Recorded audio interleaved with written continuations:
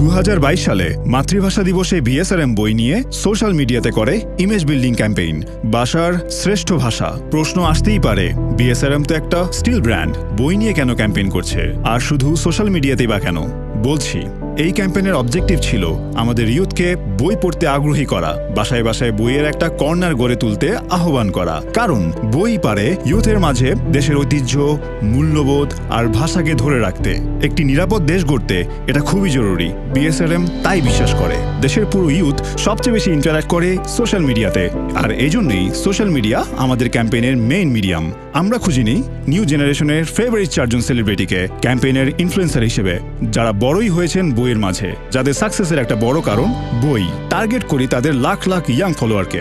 4টি ভিন্ন ফিল্মে সেলিব্রিটিরা বই পড়া নিয়ে তাদের মজার মজার গল্প ও অভিজ্ঞতা শেয়ার করেন। 90 দশকের যে কোনো বাঙালি পরিবারের মতোই আমাদের বাড়িতেও খুব চল ছিল বই পড়ার। পাশের বাড়ির এক ভদ্রমহিলা বললেন, আপনার এই ছেলেটা একটু পাগল না, একা একা বিড়বিড় করে। অনেক মনীষীদের গল্প পড়তে পড়তে একজনের কথা পড়ে আমি মুগ্ধ হয়ে গেলাম। তার নাম হচ্ছে ডায়োজেনিস। আমার আম্মা আমার জন্য টারজান সমগ্র আমাকে কিনে দেয় নিউ মার্কেট থেকে।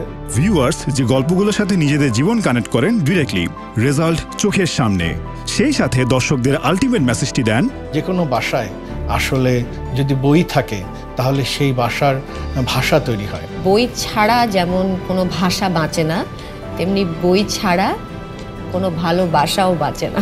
আরও এফেক্টিভ করতে প্যারালালি এঙ্গেজমেন্ট ক্যাম্পেইন চালানো হয়। ভিউয়ারদের কাছে চাওয়া হয় তাদের বাড়ির বইয়ের কর্নারের ছবি। এর রেসপন্সও ছিল অসাধারণ।